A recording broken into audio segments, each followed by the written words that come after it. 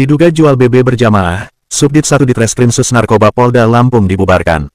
Lampung, kepercayaan masyarakat terhadap institusi kepolisian kembali dipertaruhkan setelah terungkapnya dugaan skandal narkoba yang melibatkan sejumlah anggota Polda Lampung. Skandal ini tidak hanya mencoreng citra kepolisian di tingkat daerah, tetapi juga mengguncang kepercayaan publik terhadap integritas aparat penegak hukum di Indonesia. Dugaan keterlibatan aparat kepolisian dalam peredaran narkoba semakin mencuat setelah beredar informasi bahwa sejumlah anggota Subdit 1 Direktorat Reserse Narkoba Polda Lampung diduga menjual barang bukti BB narkoba yang seharusnya dimusnahkan. Insiden ini menjadi pukulan telak bagi institusi kepolisian, terutama setelah beredar isu keputusan mendadak untuk membubarkan Subdit 1 Ditreskrimsus Narkoba Polda Lampung. Menurut sumber internal, praktik jualan BB yang baru-baru ini terjadi, santer jadi perbincangan di lingkungan Polda Lampung. Selama ini hanya diketahui oleh segelintir orang di internal kepolisian. Para pelaku diduga melakukan tindakan tersebut secara sistematis dan rapi untuk menghindari sorotan publik. Namun, setelah informasi ini bocor ke masyarakat, tekanan terhadap Polda Lampung meningkat.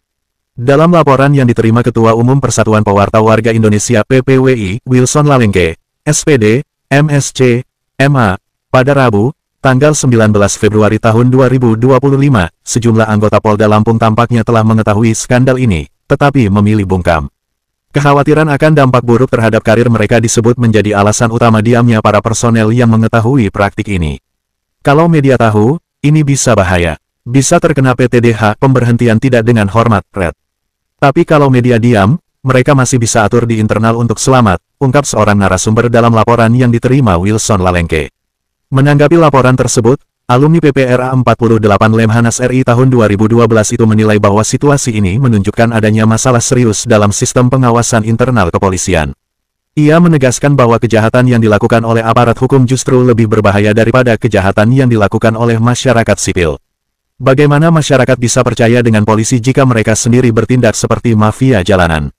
Kepolisian saat ini menghadapi ujian berat, dan jika tidak ada tindakan tegas, maka kepercayaan publik akan semakin runtuh, ujar Wilson. Desakan kepada Kapolri Jenderal Listio Sigit Prabowo untuk segera mengambil tindakan tegas semakin menguat. Publik berharap ada penyelidikan transparan terhadap kasus ini dan hukuman berat bagi para pelaku. Wilson Lalengke juga meminta Presiden Prabowo Subianto turun tangan untuk memastikan bahwa skandal ini tidak berakhir tanpa kejelasan hukum. Negara ini tidak akan aman jika aparatnya sendiri terlibat dalam kejahatan. Presiden harus memastikan bahwa semua yang terlibat dalam skandal ini mendapatkan hukuman yang setimpal, tegas Wilson. Kasus ini tidak hanya menjadi skandal lokal di Polda Lampung, tetapi juga mencerminkan krisis moral yang lebih luas dalam tubuh kepolisian.